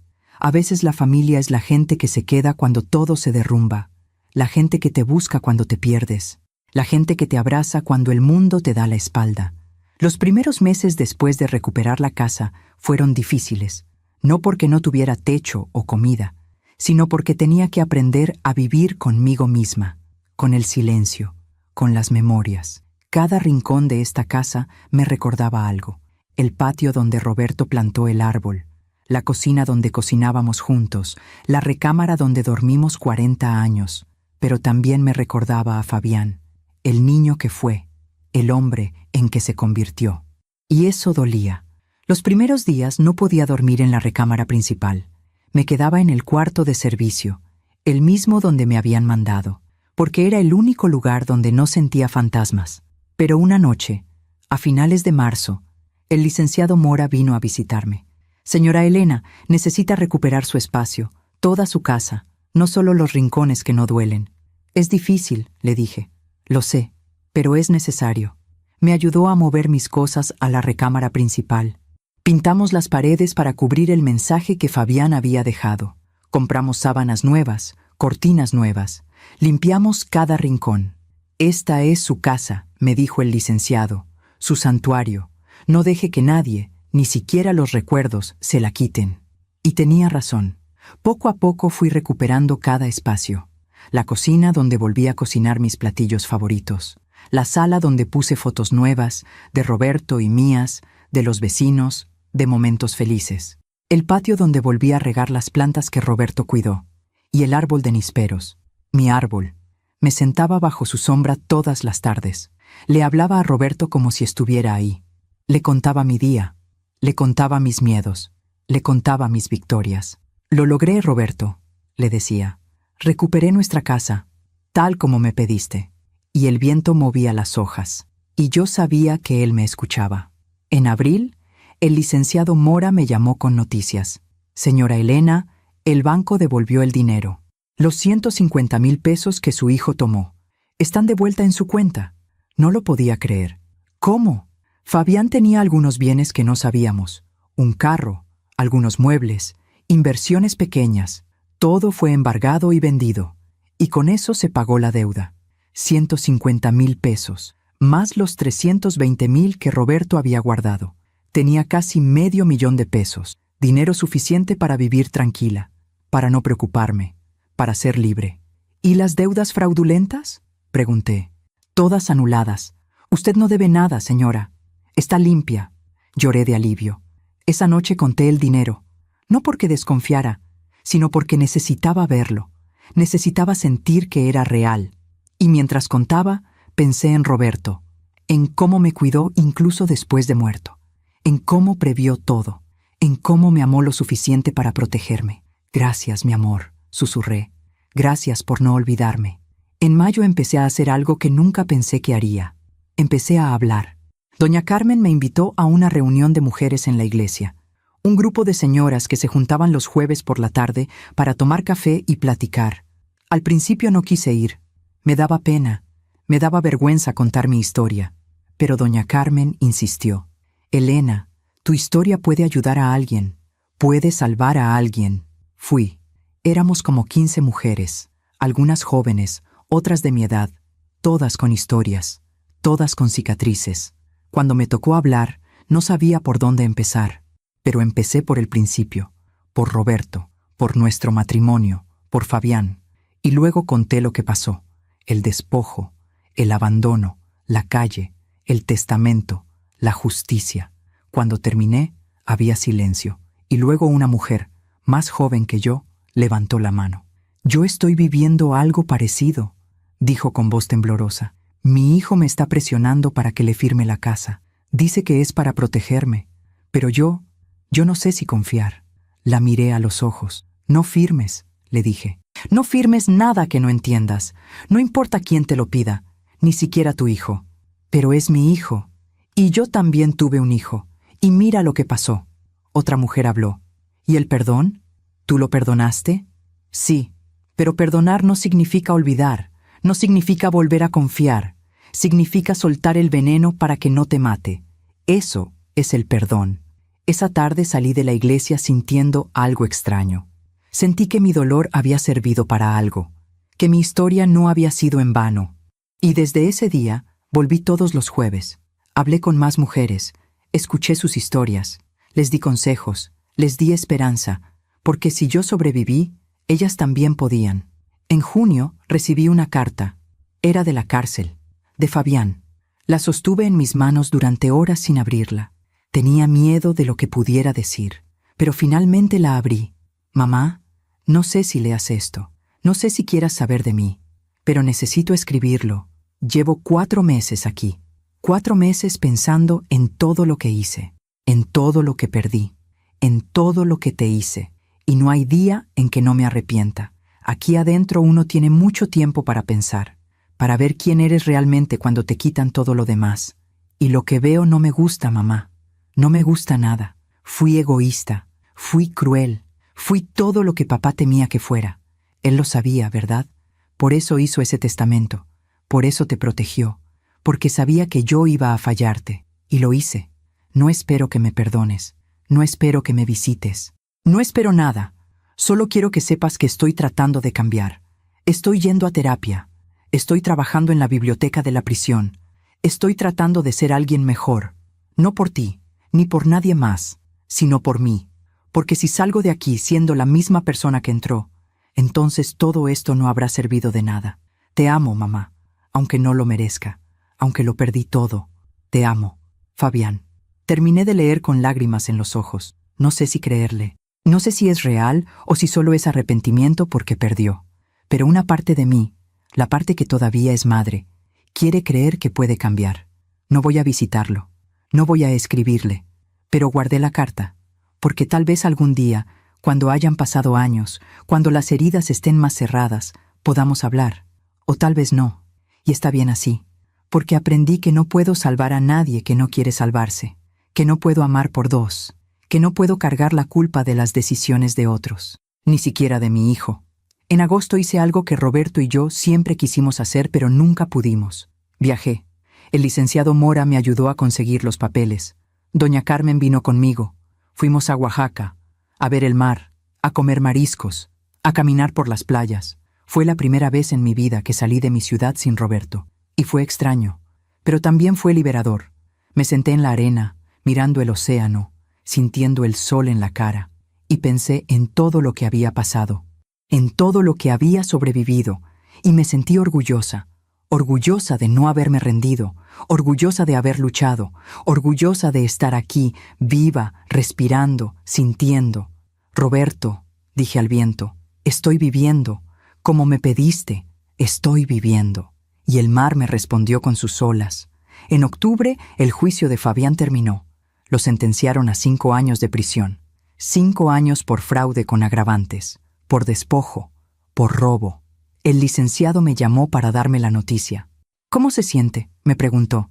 No sé, le dije honestamente. Triste, aliviada, confundida, todo al mismo tiempo.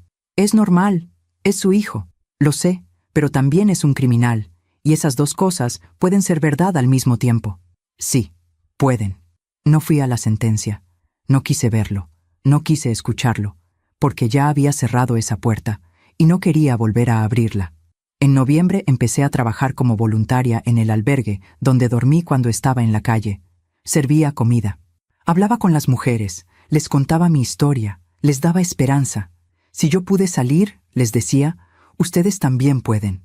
Una mujer, más joven que yo, me preguntó, ¿vale la pena? ¿Vale la pena seguir intentando?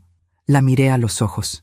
Sí, porque la vida siempre da vueltas, y lo que hoy parece imposible, mañana puede ser tu realidad. Pero tienes que seguir, tienes que creer. Y vi en sus ojos algo que reconocí, algo que yo también tuve. esperanza. En diciembre, un año después de aquel terrible diciembre cuando todo se derrumbó, decoré mi casa. Puse luces, puse un árbol pequeño, cociné tamales y ponche, e invité a todos los que me ayudaron.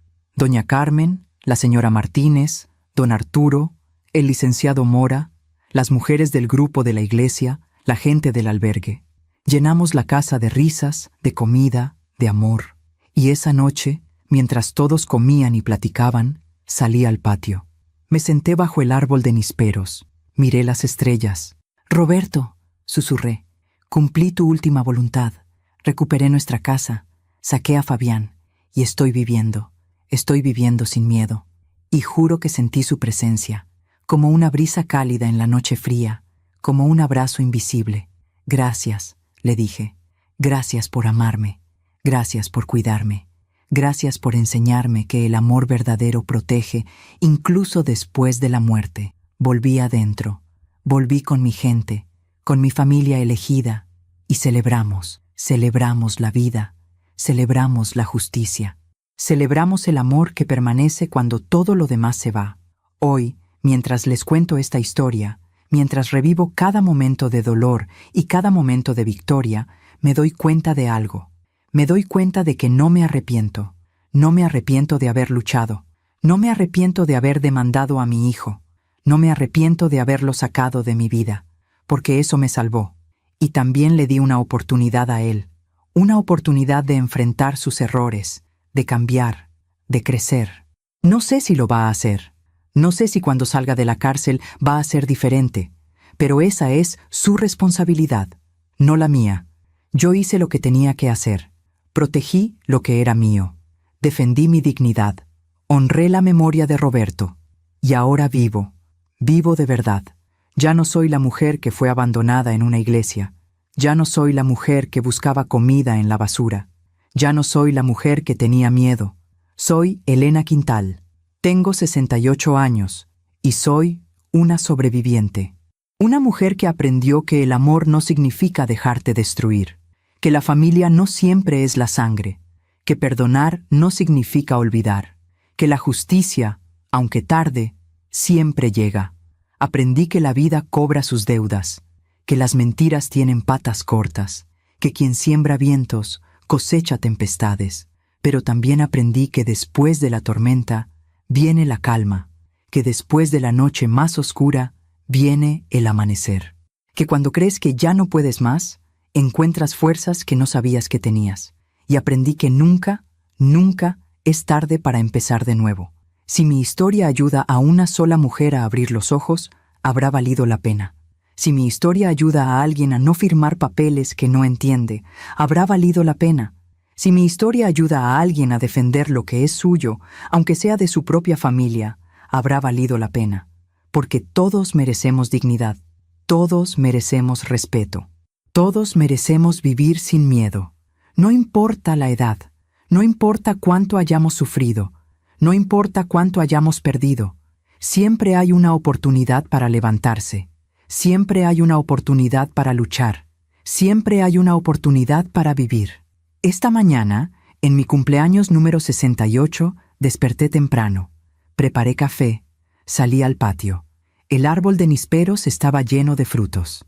Roberto siempre decía que esos frutos eran dulces pero llegaban en su tiempo. No se podían forzar. Había que esperar, y tenía razón, como siempre. Tomé un níspero, lo pelé, lo probé, estaba dulce, maduro, perfecto, como mi vida ahora, dulce después de tanta amargura, madura después de tanto dolor, perfecta en su imperfección.